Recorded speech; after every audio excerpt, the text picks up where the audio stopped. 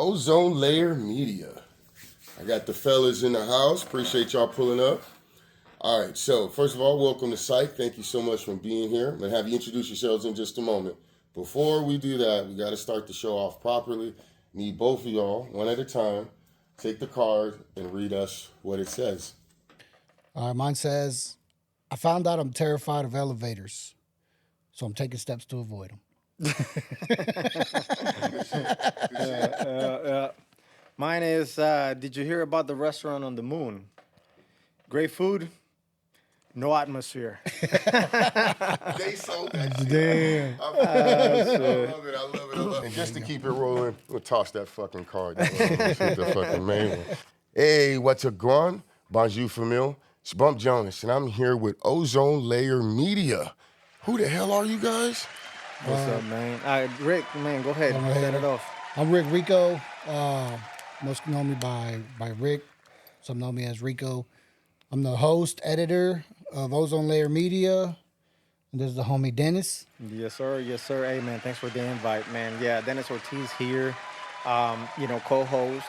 Rick brought me on, and we were actually thinking about my title not that long ago, and it's funny because we couldn't quite name it. We came up with Connector. Ooh, okay, that's fire. We tossed around Plugger. The Plugger.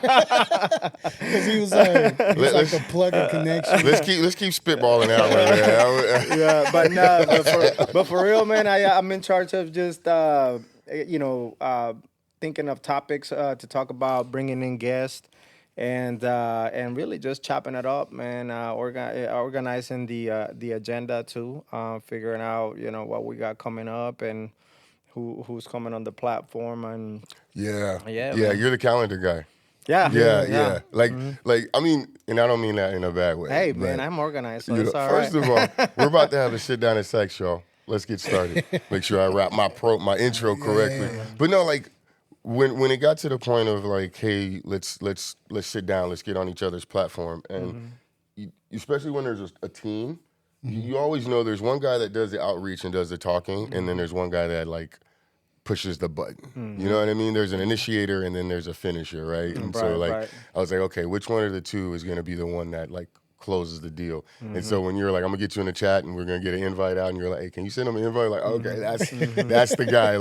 So I find it interesting that you come up with the topics, because I would have just from that, hey, calendar invite, I would have thought you're the idea guy. Like you say, hey, guy, Dennis, I'll just say, guy, hey, Dennis, what do you think if we do this? You know, and then Dennis will be like, yeah, let's do that, and then figure it out. I mean, I am, but in a way, Dennis, whenever he brings one of his connections or one of his interests, Okay.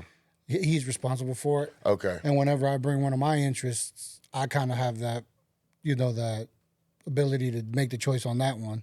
But for the most part, I let kind of Dennis do that because I'm so busy doing the production and make sure everything's rolling out that we're recording. Okay.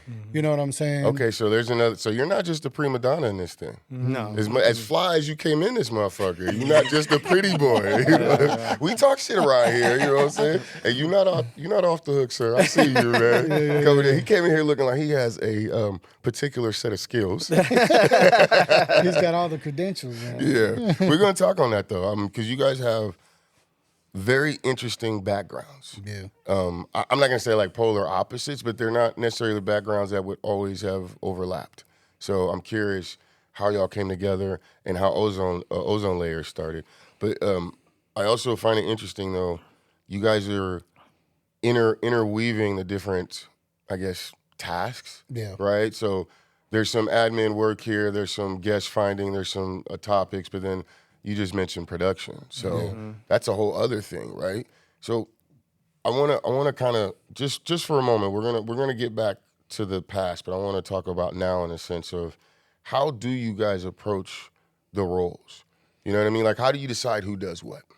I mean, I started this on my own, so I was already doing it all on my own.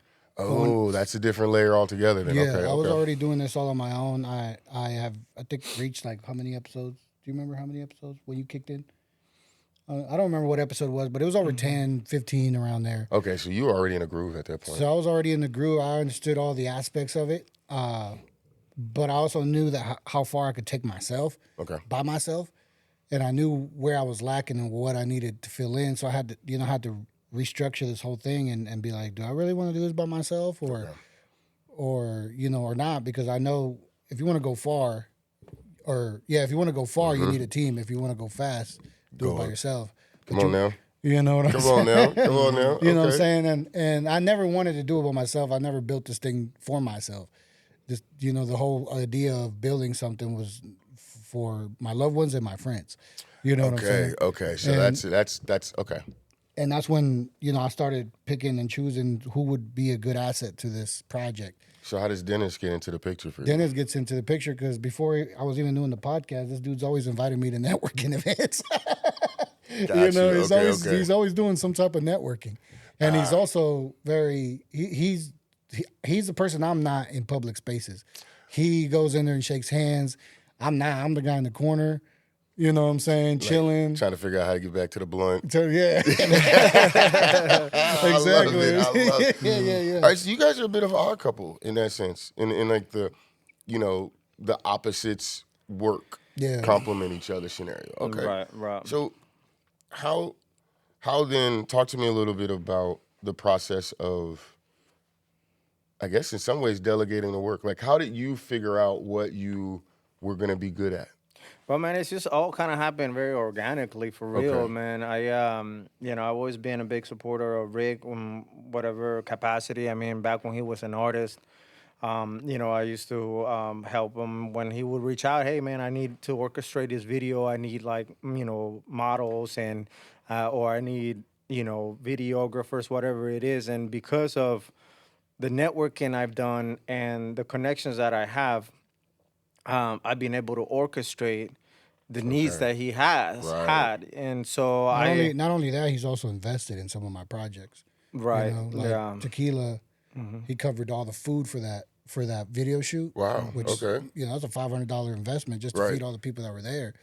So not everyone's gonna do that for you. Found sponsorship for tequila, actually, for some tequila for people to get fucked up on the video. Yeah, and and just different things. He's came to me with ideas, and I try to figure out how I can make him come to life in a way, where he has the vision, and I've been able to sort of fill in where some of the connecting the dots, right? And bringing that to a reality.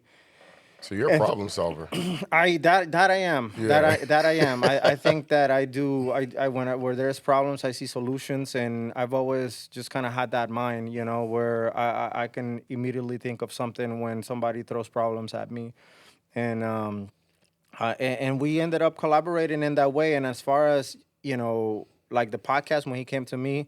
Well, I did an episode with him. He interviewed me because of, my back in the day when I did my plant medicine journey. Okay. That's when I was doing it by myself. Right. That's when I was a guest, and we had that episode, but we had another person that joined us during, and so it just kind of, we kind of collaborated on that. Yeah, we co-hosted, was it a shaman?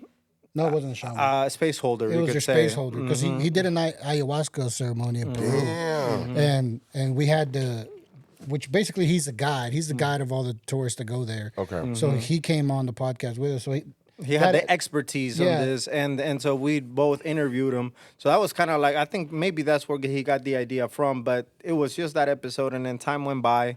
And he was looking to do different things, bring different types of guests to the platform. Right.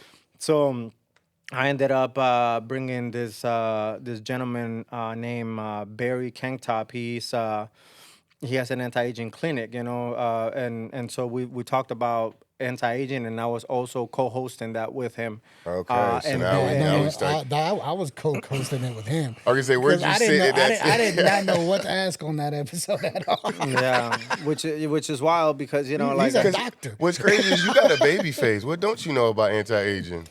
No, what I'm saying is like, no, I'm fucking with you. I got you. What I'm saying was like, the dude's a doctor. This is like, we're barely rolling into this podcasting thing, and this dude brings in a doctor, and I'm just like, what the fuck am I supposed to do? Shoot for the moon, man. Go for No, it. that was the first episode in our new setup. And because I'm the production guy, I couldn't focus on the conversation. I was focused on everything going on. So Switching the cameras back and Yeah. forth, making sure every mic was recording. Which now there's a production supervisor for. That's the role we fucking around assigned, and that's Liz. That's his my girl. You know, and she. I love it. And what's crazy is that it became a thing, and I mean, she saved so much editing on the back end because. Well, she switches the cameras as the conversations are going on. So they already have that intuitive. Yeah. Right. Right. It's already edited in a sense. in a Like, sense. Right. And she also gives me the ability to be in the conversation, right? Taking that away. And not have to be focused on it. So, Right. you know, at the time, we're still kind of figuring out. And that's what I mean, you know, a lot of it happened very organically because, you know, one episode and then, you know, a second episode. And then all of a sudden, Rick really finding a need of, okay, well, let's really start incorporating different types of guests in here. And for me to do that, I can't do it alone. I got, you know, Dennis has got the connections. Let's get him involved, and he can help me co-host instead of just getting guests for me. Right. Which if at the time he would have said, "Hey man, can you help me get some guests?" I'd have been like, "All right, man, no problem." You know what I'm saying? But I've always gone wherever there's a need. Yeah, and but his need was he needed a co-host. right. To add that extra layer. Well, one, to give you access to the additional guests and have that conversation to allow you to like kind of sit back and watch how the convo's flowing and jump in from there. Yeah. I wonder how do you all know who leads the conversation in terms of like the topics? We could both answer that. For me, it's been interesting to learn that part of it. Right. Because there's been times when he brought a guest in that I thought was more on his interest than mine, and I ended up leading that conversation. Okay. You know? Okay. So we one thing me and Dennis have is we know how to respect each other's. I guess when you like jump rope, we know how to jump rope together. Time in the pocket. Yeah, time you in know the what I pocket. That's a mean? good one. Yeah. Okay. Yes, and so immediately when he knows when I'm coming dry, and then I know when he's being dry, or it might be something that I pulled out of the guest that he wasn't expecting that relates to me. It's just like let that run. Let that run. Let's go with that, and then he'll jump and build from that. You know. And Yeah. No, there's definitely some synergies going on when those episodes happen. We've had situations where, let's say I build an agenda, but we never go off of it. Really? Yeah. I might just remember like topics of conversations. I might just remember like topics of conversations or certain questions that pop up. Right. But for the most part, we like freestyle it. You know what I mean? That's been the more organic way of doing it. Is that the preferred way right now? Or? You know, that's what's working right now for Right. real. Because when we try to structure it too rigidly, it's just you limit yourself to where you can go. there's a procedure. What happens is that there's a procedure, and what we try to do is we try to allow the guests to have the freedom to take their story wherever they want to take it. Okay. But if we add segments, if we add structure, we limit that from the guest. Okay. You know, because But they're like, it's- okay, fuck your story. Let's Now go. it's time for Yeah. But you know what though? It at least gives you an idea going in. You know what I'm saying? And having that idea, it feels like, at least for me, it feels like I'm going in a little bit more secure about the interview. Right. see You what I'm have a saying? framework. You have yeah, structure. exactly. Okay. So, but like I said, oftentimes we just go completely off script. You know what I mean? But it's nice to have it. So I'm gonna get to y'all's origin story. I want to get to how we end up here, because again, from what I know of y'all, it doesn't necessarily say that either one of y'all are gonna end up on a podcast or running a podcast or even talking to people. You for sure, actually, you should be talking to people, right? You think? Yeah. And then it turns out that that's literally what you do. One thing I want to ask though is just, when it comes to the podcast, like by the time you get involved, you're already 10, 15 episodes in. You guys are now damn near at the 30, 40 mark. You're rolling, right? Process of change, things are adjusting. How do you know, I guess this is a two-part question. One is how has the process changed since you started, right? But the other thing that I'm more interested in is, how do you know when you have a good finished product? You know, when you've gone and you've done the interview, you've done the post edit, you've posted it. Fuck what the world is saying. How do you go back and be like, that was a good fucking episode. Yeah. I want to use that again. For me, I kind of know during the conversation. Oh shit, okay. You know, because I could just tell how lost in the conversation we are.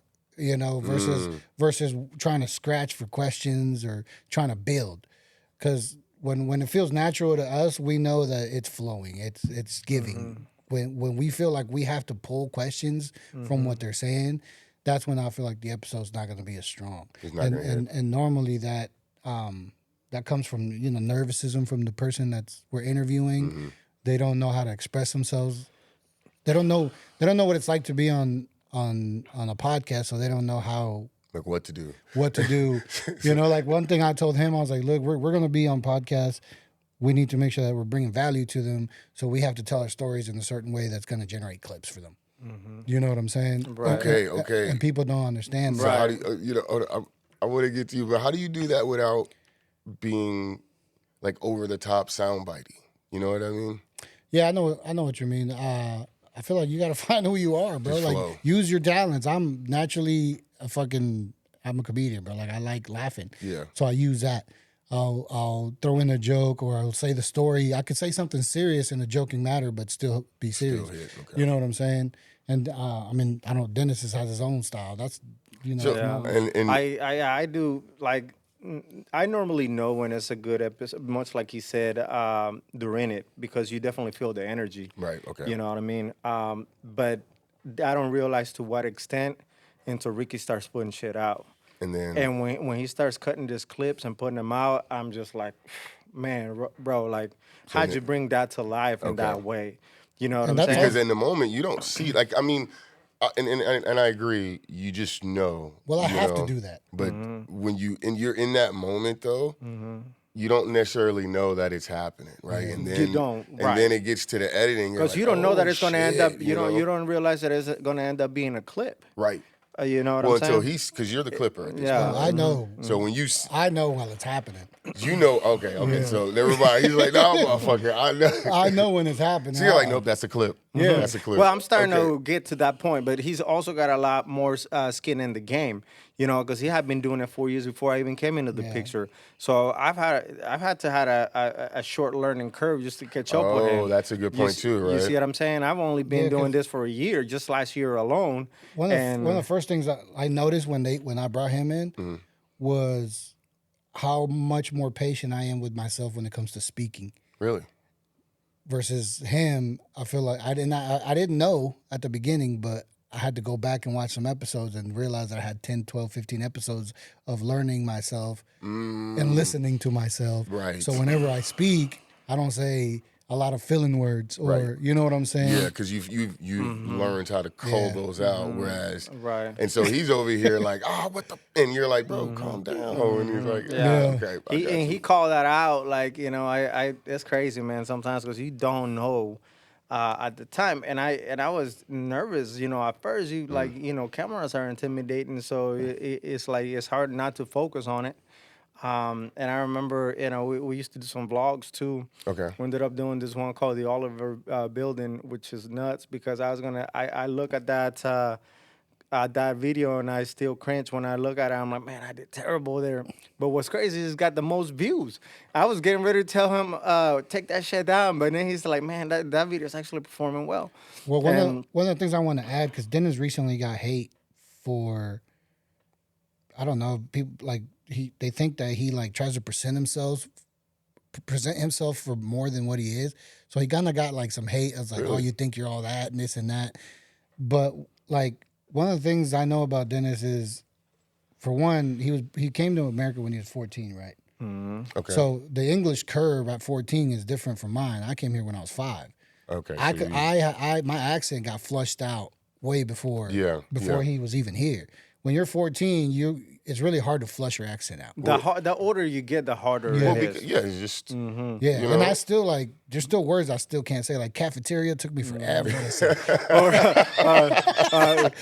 Horizontal. Yeah, horizontal. I was like horizontal. What the fuck?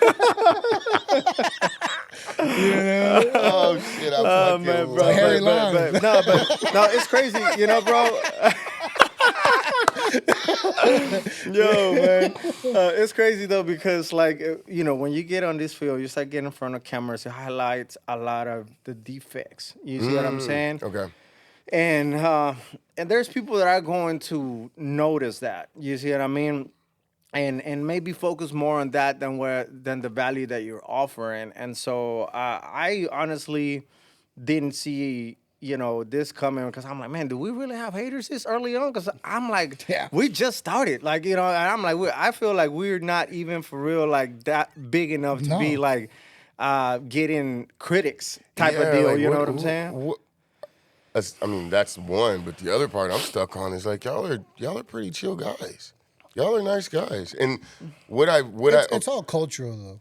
It's cultural. we got to dive into that. It's What all the- help cultural. help me understand. because no that. one from outside of culture has hated on us. Okay. I feel like Okay. they might have not supported us yet because they feel like we're not big enough to be on with Or them. maybe they don't know about you. You know, something or maybe like they that. don't know about us. But in terms of like I feel like our culture is the ones that's like, what are they doing?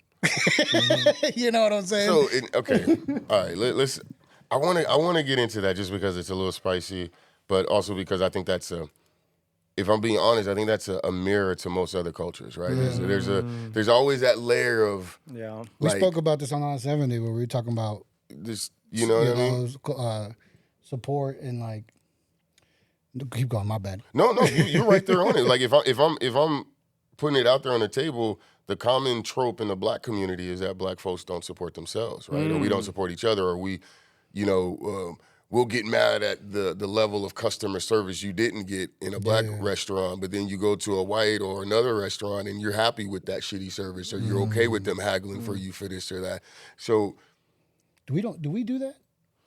I mean, I don't know. I think like in terms of like just support in our own community, it's not there until it's been realized. But in the way up, you know, it's hard to Okay. get the community to Really? engage with you. You know what I'm saying? And so, and that's been probably one of the things that I feel like it's been more challenging. And the reason why I appreciate platforms like Dos Mundos and Kansas City Hispanic News, because they are trying to put us on, you know what I'm Okay. saying, where they're recognizing it and doing these articles and spreading the story. And, you know, but it's almost like you have to, you know, be consistent and be in front of them long enough for Almost them in to spite of them. for them to realize. But it's not an automatic to say, oh, just because they're Hispanic, we're going to adopt them, right? And Right. we're going to show support. And It ain't that's nothing like odd. that. Yeah. I guess Because we're known for the community that's most supportive of each other. that's what I'm saying. Like I honestly thought it was only the black community that No. didn't have that kind of support. So I feel like with Hispanics, it's the family base. So like your immediate family is Okay. the supportive. Okay. But it's your family against everything else. You know what I'm saying? So the that's bigger a your layer. the bigger your family, the more support you have. But like in my case, we're immigrants, so my parents moved out here and we have no one here. So it's just it's the just three of it's you just- and it's your just- siblings, or Yeah, it's just my mom, my dad, my brother, and me, and then all my friends like Dennis, who I consider my family. so that's how Dennis ends up on the show because like a friend becomes family, Yeah. especially if it's been a friend for such a. It sounds to me like you guys have been friends for a long time. For a decade, yeah. We go back 2008. Yeah. Yeah, a long time. So, okay. I mean, that's just such a. I wasn't even trying to go there, but I find it really fucking interesting. No, it's Yeah, a- because you could identify with it. Yeah. In some way, Well, you feel some of the same. I immediately, like I said, as soon as you say that, I was like, oh, well, that's a fucking mirror, you know? Yeah. And then it's also a shocking one because when I'm on the outside looking in and I'm looking at the Latin cultures, and I grew up in Houston, Texas, so I grew up amongst, for me, I would say I grew up amongst the Latin culture, right? Hispanic culture. I'm always mixed on which one to say, right? I had a question about your experience over there. Okay. But if I'm looking at the Hispanic culture, if I'm looking at the Asian cultures, a lot of these other communities all at least in some ways show like support. Like they all shop together. They have businesses that cater, whereas we don't see that elsewhere. So to hear that like you're doing something and you don't have the community behind you, it kind of throws me. But I wonder if, and I don't want to lose sight of your question, but I wonder, is it because what you're doing is different? Is it because what you're talking about is different? And if I look at your topics, I mean, if you think you guys about are it, wide but range. if you think about what we're doing right now, let's just unpack that. There's no other Latino podcast in the city Right. that we know of. Right. that we know of. There's Interrupt KC. But they don't do. There is it. Yeah. But they don't consider themselves a Latino podcast, and they'll tell you themselves. Really? Oh yeah. Are they not like- They are from the West Coast. Okay. I mean, from the West side. Okay. But they don't consider themselves a Latino podcast, and they'll say it. They consider themselves a Kansas City podcast, and Kansas City stories. Okay. Right? That's They don't fair. they don't do Spanish. We do Spanish. So, oh man, okay, hold on. You see what I'm saying? I don't want to lose your question. No, go ahead. And I apologize for interrupting you here, but Keep going. My question now I got a layer. layer. Is that? And I'm not trying to be spicy at Interrupt KC because I fuck with what they do. But if they present as Latin, they present as Hispanic. Well, they are Hispanic. Yeah, Yes, they are Hispanic. They are Chicanos. So- and shout out Interrupt KC. We do a lot of we've done a lot of cross collaboration with. There's a group of us actually called Latino creators. Okay, where so that they there's started, and Okay. and so that there is that they have a lot of influence in the community, but they are Kansas City based. Is there- And they identify as a Kansas City podcast. So KC first, Latin second, or Uh, Latin they- that doesn't even come in. So there's no race or ethnic cultural attachment. Definitely not. People perceive them in that way because obviously they are Hispanic, right, and right. so they would they are Hispanic, but they are KC based, and that's how they want to come across, right? And so they do English interviews and all that, but where Ozone Lair differs is we do Spanglish. We can chop it up in English. We could chop it up. We could chop it up in Spanish. We don't. So nobody's doing that. You guys are. That's what I'm telling you. You guys are fucking unicorns. And that's what I'm telling you in KC. There's no point of Oh reference. no, they need to be on y'all. They need to be on y'all's dick. I'm sorry, excuse my French, but like that, like come on. Man. You see what I'm saying, Yeah. though. So the community doesn't know exactly what to do with that yet because we're a unicorn. Okay. And that's what I'm thinking, right? They're seeing it. They're seeing it, and they don't know exactly what to do with it. Yeah, it's and so I think we just have to be consistent and continue to do what we're doing. And they'll see it eventually. They're starting to see it already. So is it weird? Is it weird to have a Latin presenting podcast that doesn't claim their Latin heritage? Well, I wouldn't say. They definitely claim their heritage. Okay, so that's they not- rep the West Side, which is So it's a branding thing. It's It's a not. branding. It's not a. Yeah, Okay. And it just. We're in. whatever their idea was at the beginning is what they're sticking with. that's the head of their sphere. Got you. You know what I'm saying? They Okay. still got feathers. Right. Okay. You know what? I'm just big on representation, and I'm also big on like pushing the community. So I would just think like this is a podcast, and again, we're talking about y'all, not them. But I just like, why are we leaving that opportunity out? But No, at the if you same watch time- their show, they always say that's a salud. Salud means cheers. Yeah. So they do represent the culture. But like Dennis is saying, I think their branding is Kansas City Podcast. And that makes plenty sense. It's like, yo, don't pigeonhole me. To me, it's a difference of are we accepting this, or are we trying to like isolate that? You know what I mean? Okay, let me leave it alone then. I'm good. I'm back. I'm comfortable. We good. Sometimes I get all weird and verklempt, you know? All right, so hold on. Let's go back. You had a question for me. What was your question? I was going to ask you about your upbringing in Houston. Okay.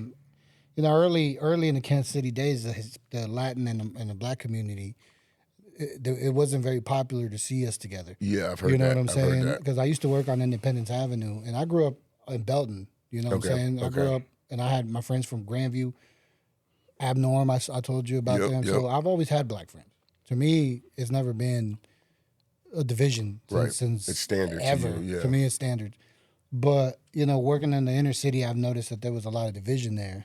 And I was wondering, because now it's different. It's changing now. Right. I was wondering about Texas. Was that division down there? No. It's always been. Now, I can tell you I can only speak from my experience. But there is a division in a sense, like you have neighborhoods where like in Texas or in Houston, right? There's an area, Denver Harbor, right? So like that's where a lot of the Latin Hispanics would be, right? But I'm from an area, Third Ward, and we had Hispanics. I grew up around Hispanics. You get to the midtown and different areas. There's just always been a community. It's not even like an alliance, like of hey, we help you, you help us. It's just like yo, we fucking live together. You know, Texas is known for that. For being that state that where blacks and Hispanics got. Black and brown type. Yeah. So I can honestly say for me, that division that you're talking about, which I have seen, I didn't experience that until I left Texas, until I got to places like California, and then I come to Missouri, and it's like, oh, this is a thing. Y'all really don't all get along in that regard. You know what I mean? So I think it's bullshit because, bro, we have so much we can relate to. It's crazy, bro, You know? and it's so wild. And I learned from y'all's culture a lot in terms of where you guys are in your stand and, you know, protecting your guys' rights. Because I feel like Hispanics are still in the hot seat still right like now. they're still what's the saying? They're still like turning their cheek. yeah, oh yeah, You know what I'm saying? turn the other cheek. Yeah. No, and actually, that's something I want to get to because you guys hit a lot of different topics on your podcast, right? You hit a lot, like, and that might be why people don't fuck. Like, that may be why the community may not like jump behind you because you are Sporadic. Not only are you sporadic, but you touch on some hot topics here and there, and then when you couple that with the community that is still turning the other cheek, they haven't quite said, okay, enough is enough. Which now let's just get there. For me, I absolutely haven't. I love community. I'm big on community. I'm all about the Rainbow Coalition. I'm Fred Hampton type. You know what I mean? Yeah. I also know that a lot of different communities have learned from the black community, have learned from each other. They've also learned from, I'm just going to be frank, the white community. And in a good way and a bad way, in a sense of these things help me, these things hurt me. So I'm going to highlight this and I'm going to do what I can. And sometimes that creates another divide where whether it's interracial or intercultural, someone looks at you and they're like, okay, you're moving in this behavior, you're doing this thing, and it feels like you're trying to separate from me or you're trying to, you know what I mean? And, or there's a sense of jealousy, right? There's always this I've experienced that because I've only dated black women, so. Oh wow, let's you know that You know what I'm saying? Layers in this motherfucker. This is a Shrek episode, y'all. Oh, you think it's called Ozone Lair? You know, I'm gonna fall off my fucking shit. Bars, and we gonna sprinkle some fucking salt. Oh my god! But no, I mean, I just think sometimes the opportunity to learn and benefit from each other, whether it be interracial, intercultural, even intercommunal, are greater than the opportunities to exploit each other. Bro. And sometimes even within our own community, and even within our own fucking friend group, we find that weird space where like, yes, we could do this, but do we have to fuck each other to do it? And there's some that are like, let's go for it. What do you mean? Yeah. Pause. That's a preemptive pause. Yeah. We don't have to Screw each other We don't over. have to take it. Yeah, we don't have to screw each other over. You know, we gotta take each other's Does lunch. that word could mean screw each other over or collab? All right, bro, you have fucked up social media because now he just ruined collab. He just ruined collab. Like I can see a bunch of dudes trying to be pimps. Like, hey, baby, you want to collab? It used to be go half on a baby. Now we just gonna collab. Right. You want to collab on some virality, Hey, baby? Rick got them jokes, man. He gonna be Man. dropping bombs. Collab on here. the baby. Okay. Yeah, but no, I see where you're going though, and it's important to highlight that because I feel like there's so much that we have in common. You know what I'm saying?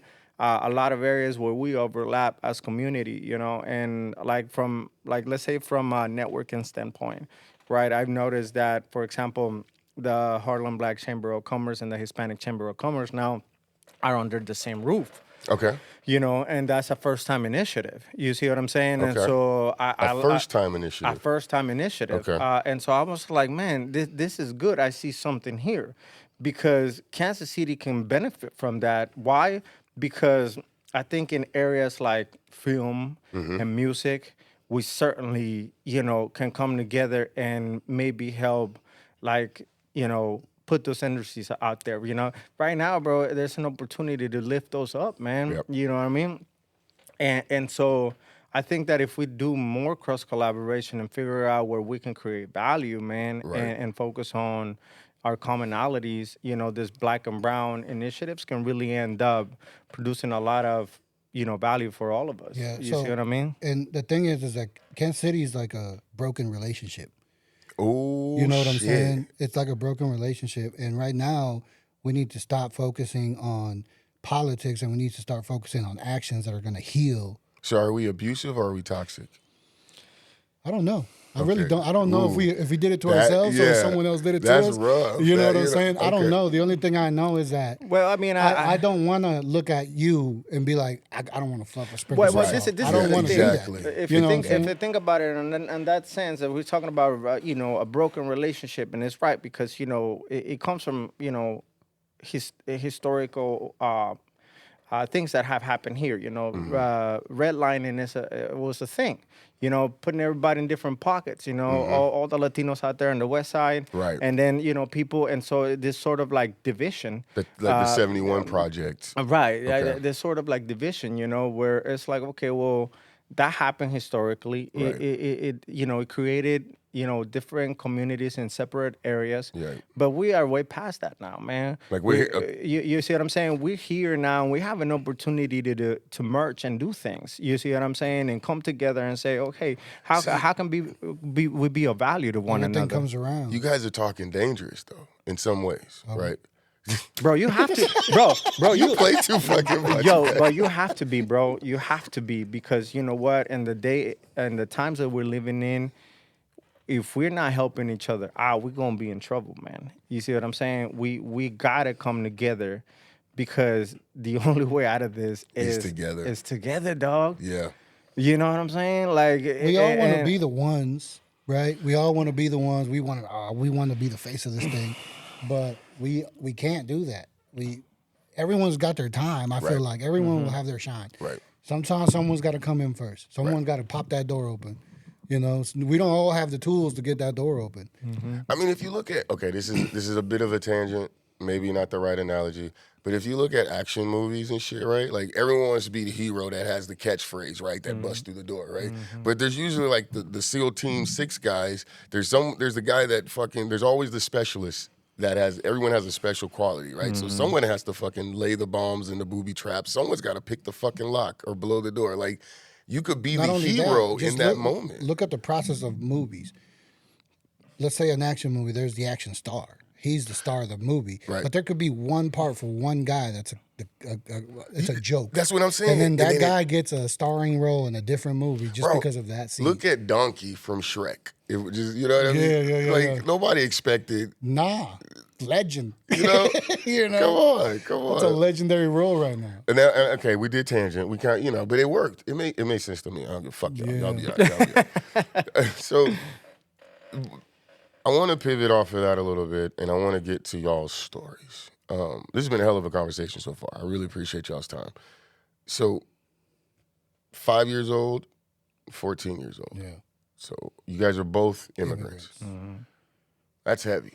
Yeah. That's heavy as fuck. And I say that because neither one of y'all come off as non-immigrants. I don't know what being American really is, in a sense, right? Like, you I know, was just thinking, I was like, how do non-immigrants come across? that's what I mean. Like, because everyone, They got mega hats. that's what, I don't know, because if I look at you, bro, you just look like a chill-ass dude who likes to party and have, to me, and it's probably because I know you already, you look like you came up in hip-hop.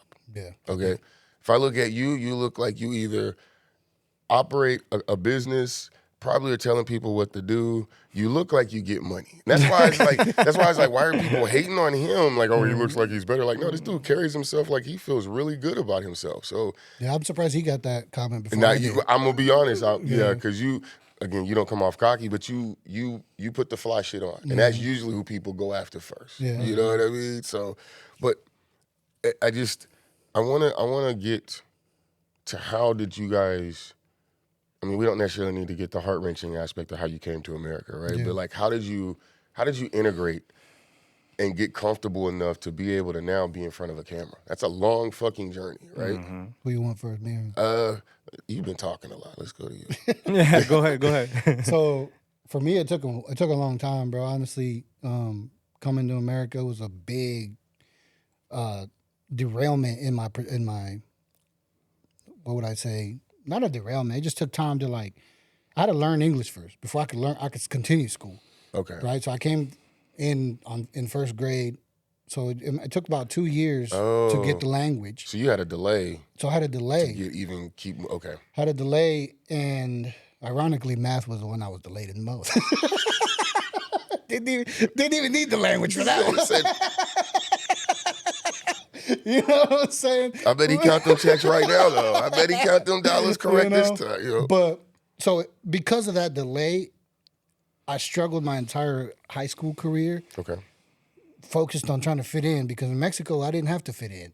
I was the guy over there. I remember that because kids in kindergarten wanted to do what I did. So you already knew you had that energy. I didn't know at the time. Right. But as I grew older and I started to realize that I didn't I remembered that as a kid. I remember having that power in recess as a kid. Yeah. And then I remember and in high school I wasn't nobody. I was never nobody because I wasn't being myself. I was being who I needed to be for other groups. Right. And when I realized that I wasn't doing anything for myself, I wasn't growing in anything, that's when I realized that I had to hone back and be like, who was that kid? Well, how did you find that kid? We're going to get to you. But if it took, in a sense, you had to almost forget that kid to allow so you did. I did, because I had to adjust myself to be whoever this American to be accepting, Rico, to be accepting in America, to be able to walk into a room and not be looked down upon, to be able to walk into a room and be just accepted, right? Just be like, okay, he's cool. So how did you go back and find that kid? I stopped, bro. I never did. I just stopped caring after a long time. Shit. I just hit a wall where I was like, fuck you. If y'all don't like me, I'm doing all this work and y'all still don't accept me. Y'all still don't support me. Fuck it. How did hip hop play into this for you? Because that's how I know you, is through being a producer and a rapper, an MC, a host. So I think music. So hip hop was a big interest in me when I came to America, because I had never heard beats like hip hop beats until I came to America. Okay. I knew about reggae, which was my introduction to those type of rhythms. You know, kind of more on the 1, 2, 3, 4, rather than the Mexican 1, 2, 3, 1, 2, 3. Yeah. So you know what I'm saying? All of a sudden it was like quinceañera for me. Yeah. So when I heard that different pattern, I immediately started gravitating to that sound. And when I came to America, I came here in 95, 96. Okay. Big Pun. Oh, Nas, shit. Okay. Jay-Z, like all the New York shit was going off. Yeah. Tupac, West Coast, everything was heavy. Yeah. And I remember being at the pool as a kid, and that's all I would hear is just all that shit, you know. So me and him related on this story. We both kind of learned English through Nas. What? Because Nas's was one of those beats that just hit me, bro. Like, you know, something about Premier and the way he structured his shit. Till this day, Premier is one of my favorite producers from back in those days. No shit. You know, from the work that he did with Nas and Guru and all that shit. Like, he's still one of my favorite producers. And I think his music and his beats is what inspired me to want to look further into what Nas was saying. Okay. Because I heard Nas in the pocket, but I didn't know what he was saying. Right. I just knew that his syllables were hidden right on pocket. And I was like, man, what is he saying? And I heard it. And eventually I started picking up 1, 2, 3 words. Yeah. And it's crazy because my daughter's doing it in Spanish right now. Oh, shit. She only plays Mexican music, and she's trying to sing Mexican music. That's a 180. I love that. Like, that's an American story. Yeah. And it's all for, American, you're built on immigrants. Selena, I hate all this shit. her dad, she didn't speak Spanish. Right. Her dad had her playing Spanish music, and that's how she learned Spanish. Mm-hmm. Y'all see what he did there. All right, Dennis Ortiz. Yep. 14 years old.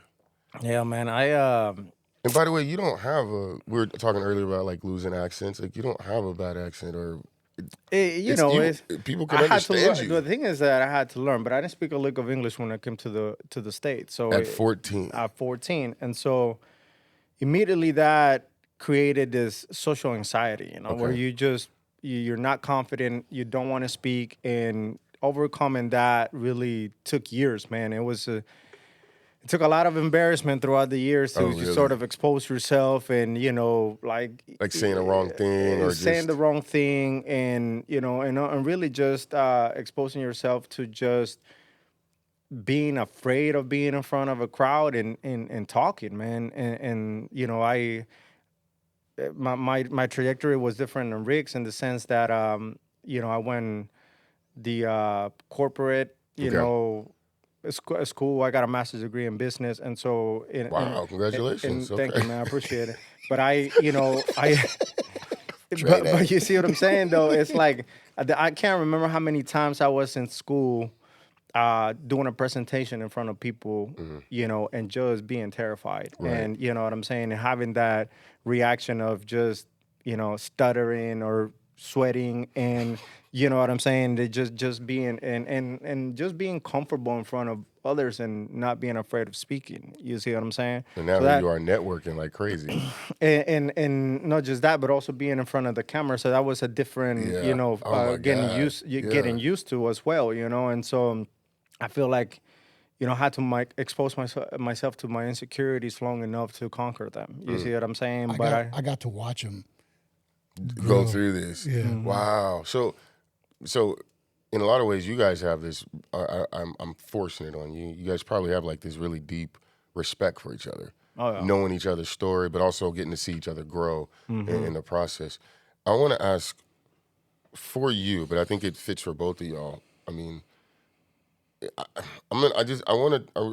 thing that's important to me about the immigrant part is the journey of coming to America, figuring out who you are in the midst of this cultural mess, and then getting to the point where you're now on camera having these conversations that we all need to have, right? And so it's just, to me, that's an amazing, actually, I'm going to stop and give you guys your kudos. I do this every episode, and I'm kind of late on this with y'all, and I think that's just because it's a dope-ass conversation.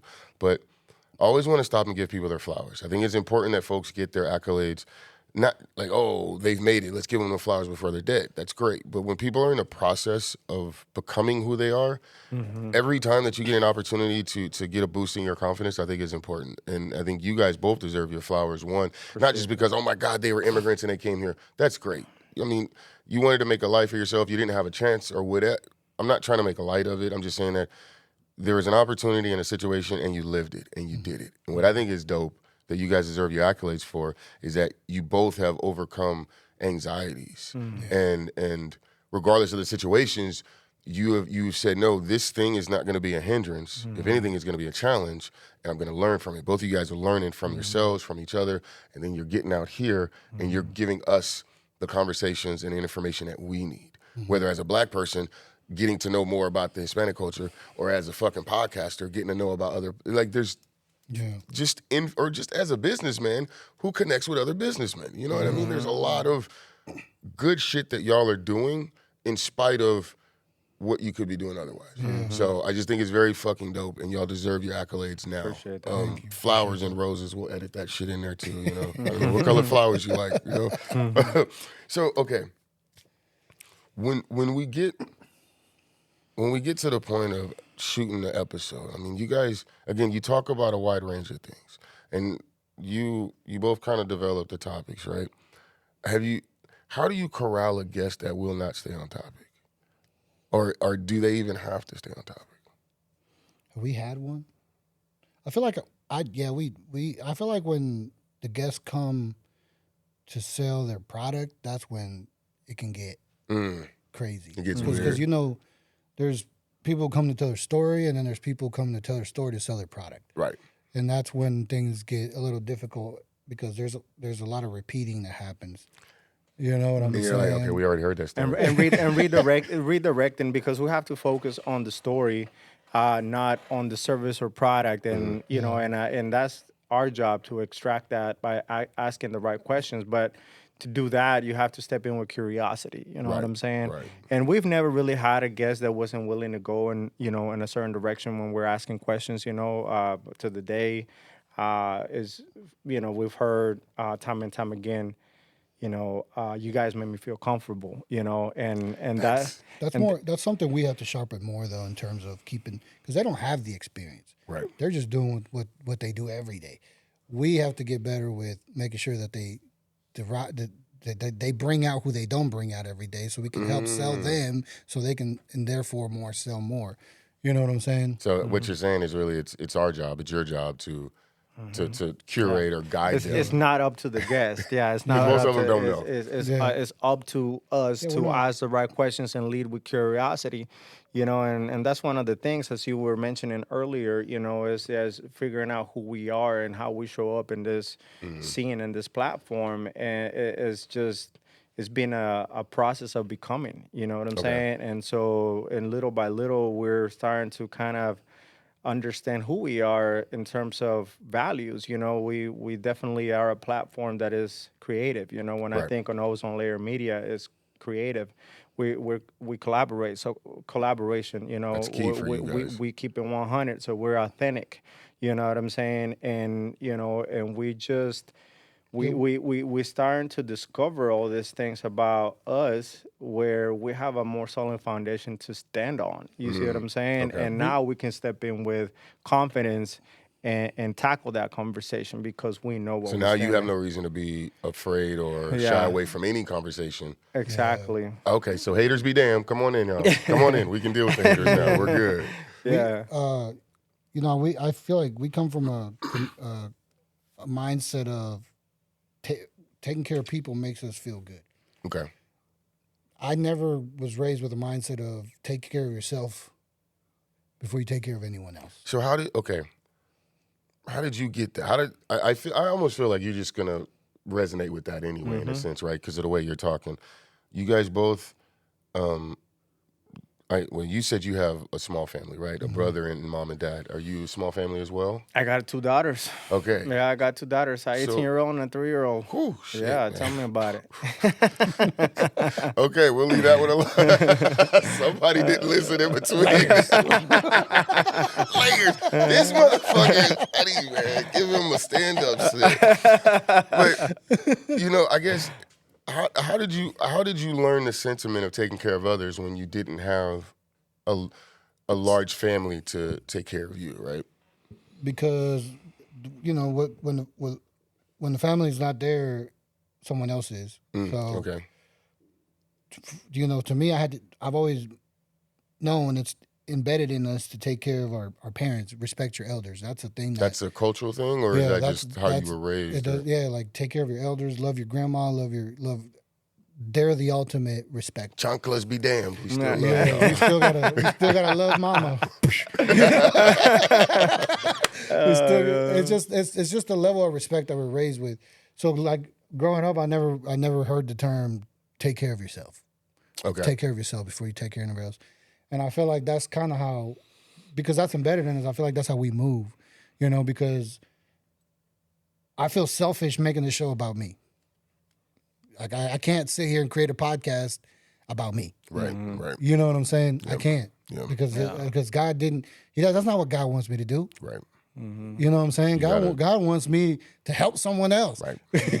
You know? Yeah. You get more when exactly. you give. Yeah, no, 100%. I mean, he hit the nail right on the head. It's like you're doing this in big part, for the guest, right? Because you have to pay respects to the people across from you on the mic, right? And we're very intentional about that. Ricky could tell you, man, we want to do right by them, Right. because they don't have to be there, and they don't have to answer our questions, No. but they are. That vulnerability You is see what I'm important. saying? But Yeah. they are, and then the second layer to that is, why should people listen?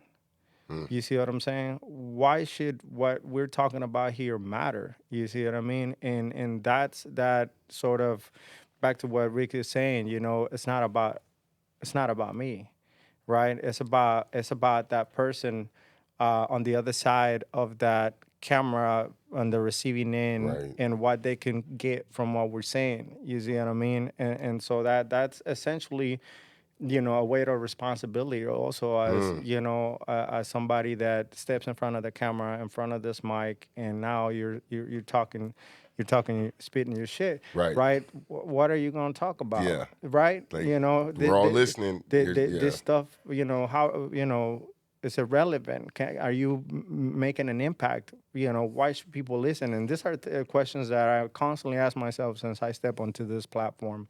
Is why should people listen to me, man? Okay, let's ask that. Why should people listen to you?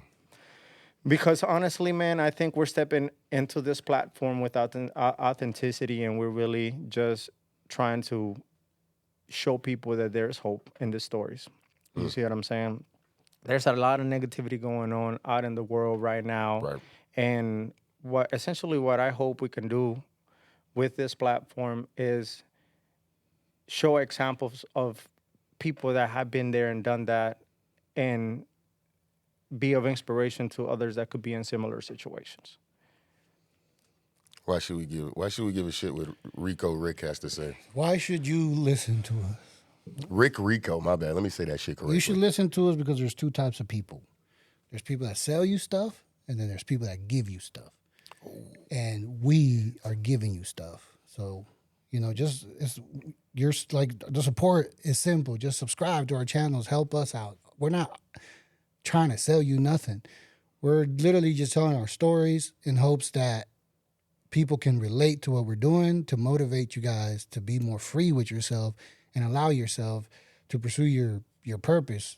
Like, I feel like God gives everyone a purpose, right? He gives everyone a story. He puts you through the path so you can get to your purpose. Everything's designed for you to reach your purpose.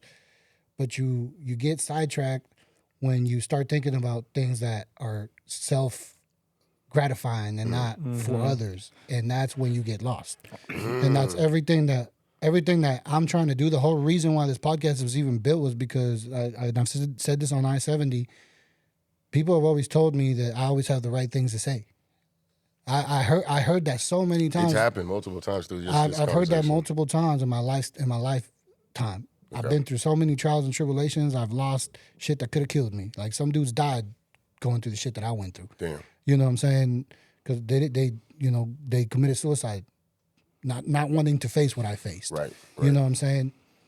And the whole purpose of my trajectory and my story is for me to be on the other side and be like, look, I went through that. I made it. Y'all can do it too. Damn. And that's why I feel like people should listen to us, because I'm not here to sell you nothing. I'm just here to learn and learn from others and build, because this to me is like a therapy session, bro. It's not even it's not a business deal. It's not a business collaboration. You're right. It's just three people coming together, speaking thoughts and focusing on positivity. Mm-hmm. You know what I'm saying? Yeah. No, that's fire. That's, for real. That was a soundbite. Big time, man. I couldn't have said it better, man. Honestly, it's just so much negativity sometimes coming across the screens. And we're just trying to put something out there that is going to counter that, man. And I think you guys do it well. I think especially because of I keep going back to the type of conversations. And the reason I say that is, one, because you guys flow with your guests and you have a range of guests. I also like the fact that you two are not polar opposites, but you have some... Complement each other. That's the proper word. That is the proper word. That was a good corporate word. I like that, man. Good corporate word. I want to ask though. He's the backbone of this whole shit. I'm the arms. Yo, chill, man. I don't know, bro. You've been making the jokes at the right time. You've been cracking these good jokes. Layers. He on the pocket. He on the pocket. But okay. Obviously, you're doing this to give back to your community. You're doing this to build a network. But and it doesn't have to be monetary, but what does success look like for Ozone Lair Media? And how does that benefit Dennis Ortiz, RikcRikco? Man, honestly, I think that, in terms of success, I really would like to just see us expand our outreach and to impact more people with the stories and topics that we're hitting. So if we can, reach more people, touch more lives in a way that they're actually getting something from the conversations that we're having, I think that is where I feel that my drive is behind it and how I see success happening for us, and really just also expanding really in terms of, the set, improving on quality, improving personally so that we can, more effectively conduct interviews, bring guests that have value to offer to other people, and just continue to grow the platform and show others that success is possible, that dreams are possible, that you can in fact break the mold and you don't have to work a 9 to 5 the rest of your life and chase your dreams, whatever way, shape, or form. We live in times now where everything is accessible, man. Right. If you don't know, you can find out. There's more and more tools for you to orchestrate the one thing that like burns inside that you've been wanting to do all your life. You know what I'm saying? Go do And, it. and this is starting to shape into that. And I love the fact that I'm doing it with my homie, and Right. that we are, getting our flowers and people are seeing what we're doing. And there's that confirmation from from other fellas that are doing the same Right. thing, saying, hey, you guys are doing the right thing, keep going, and that to me is the definition of success in this arena, man. Holy shit. Yeah. How can you follow that? Can you follow that up? Shit, I didn't hear nothing he said. I walked into that. I'm sorry. You see, I'm sorry. I didn't mean for. that's what he does. That's what he does the best. That's what he does the best. I was just trying to fuck with him a little bit. Little side encouragement. He said, "No, motherfucker. Everybody getting hit. Don't play with me." Nah, man. What is Ain't nobody safe with Rick, man. I'm telling Nobody, you. man. He said, "I am the trouble. I am the storm." No, What's success for you, man? So, back to what I was saying earlier when I said sometimes you focus on the wrong things that derail you, and sometimes you don't feel success because you're focused on the wrong things. When I started this, I was focused on the wrong things. Okay. I was focused on the numbers. I was focused on the growth. I wasn't focused on the passion. I wasn't focused on the mission, the reason why, God put me in this position. Right. And when I started realizing that success came when I saw the reaction in our guests when they would tell me and call me and be like, dude, I couldn't believe that was me. Right. I couldn't believe, on the real, I couldn't believe that was me. Like, you make me look like a star, or you make me feel like I'm more than what I am. You know what I'm saying? Right, And I was like, dude, I'm not doing nothing. You went on there, you told the story. I'm just highlighting it. Right. You know what I'm saying? That was success to me. That's when I was like, bet. That's what I'm supposed to be doing. That's what I need to focus on. And everything that's happening right now, like when people, like I-70, John said, it's like, you guys are on, what do you say? We're on a run. And I'm like, we're on a run? Are we? I didn't know. You know what I'm saying? Because you're in the run right now. But my mind is like, we don't even have that many plays. We don't have that many views. We don't have that, we don't have none of that. But one of the things that I can attest to is that my mind hasn't been focused on that anymore. Right. My mind's been focused on how do I present my people better? How do I present my guests better? What can I do to each clip, to each episode, to everything that I'm providing? What can I do to make them look bigger than life? Damn. You know what I'm saying? Because I want them to come on and tell their story, and I want the best plate for that story. That was a bar. You know what I'm That saying? was a bar I like telling. Ooh, speaking of plates, we do got to pay some bills. We're not trying to sell nothing, but I got to pay some bills, guys. Sponsor segment time. Yeah. All right, just a couple of them, all right? Go ahead. First one goes out to Thrax Pastry, our OG sponsor. Nothing for sale here, just a suggestion of, where you can spend some time. What we like to do is ask a couple quick questions. Yeah. We'll just ask one question. We're going to start with you and pick on you. We'll switch sponsors when we get to you. This one's called Comfort Food. So you move around. You do a lot of shit. You're doing a lot of shit. When you're done with your day, you're at home chilling. What's that meal that you can make or your girl can make? It doesn't matter. That as soon as you see it, don't call me. Not even Dennis can get you out the house at this point. What's that meal? Shit, who's making it? Or it could be you or your girl. If my girl Or making maybe it, it's your mama. I don't. if it's my girl making it, I gotta go with her fried chicken, bro. Okay. Fried chicken. All right. Dennis will be like, you eat too much fried food. That's a pretty solid response. I like that one. All right, for Dennis, we're gonna switch it up a little bit. This one goes out to Sherry's Executive Lounge.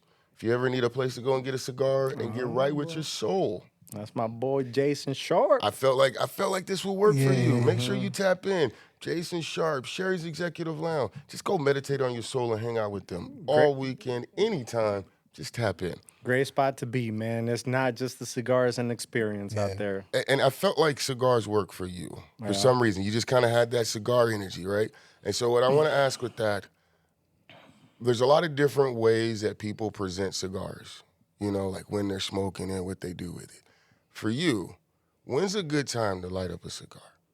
Man, I tell you what, man, cigars they mean a lot to me because I've been sober for 3 years, and that is the only social lubricant I have. Okay, so that's your counterbalance. Yeah, so when I, let's say, looking to link up with a homie, and we're trying to go somewhere, a cigar bar is usually where I go, bust out some, like a chessboard, and we out there smoking a cigar, chopping it up, and just playing a game, bro. That's a whole experience for me, man. It's just, that's my place where I gravitate to for real when I'm trying to be out and about linking up with somebody. It's not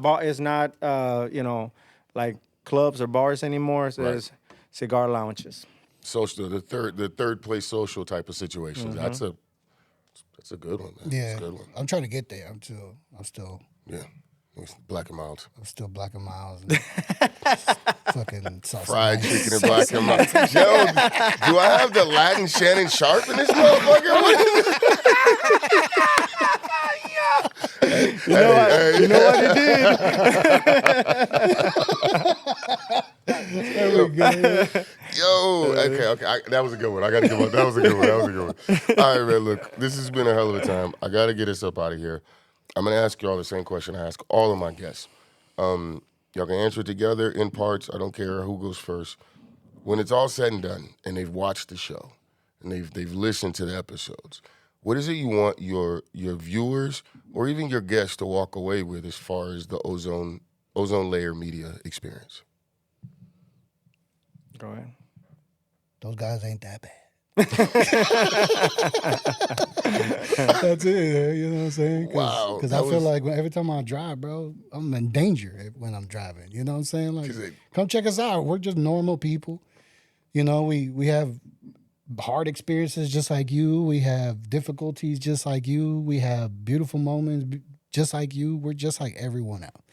And that's really all I want for people when they look at Ozone and they understand our background. Just understand, like, we all got to share this shit. You know what I'm saying? We all got to share this shit. It's love first before anything. And if you come to me with hate, I will not let you in. Not because I don't like you or because of that, just because I'm protecting the love that I want to keep. You know what I'm saying? And that's all I want people to understand is Ozone. We don't hide our Latin roots. We don't hide our immigrant story because that's who we are. Mm-hmm. And we're just here to show people that this guy's he's got a master's in business. Amazing. You know what I'm saying? My parents, my dad raised me to be a construction worker. I can put your doors in. You don't even look like a construction worker. I don't. But and what I mean by that is like he doesn't have paint or rough hands. You know what I mean? Like, because I've elevated to a point where he gets to tell motherfuckers what to do. But you know what I'm saying? Like, just come check us out, understand the story, and look at what we're doing. Look at the people that we bring out. Look at their story. It's all cohesive. We're all sharing this space, and we have a space that we want to share too. Absolutely, man. I mean, I couldn't have said it better, man. Honestly, with me, it's just really. Come check us out, man. We're out here trying.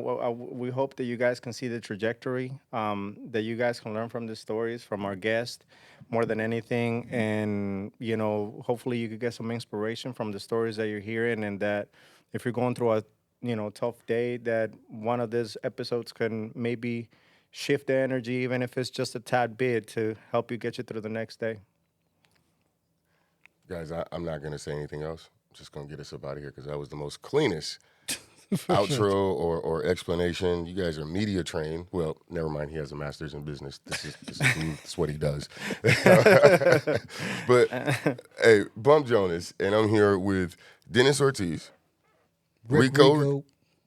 You say it. Let me not fuck you up. I said RikcRikco. From Ozone Lair Media. Man. I want to thank y'all so much for having to sit down and Sykes with me. As I always say, love yourself like you try to love the world. Do something to earn your place in the world this week. And just be some dope individuals. Y'all have a good one. Peace. Peace. Salute. That was Good great, job, man. guys. Good. Bro, man. Swag, bro.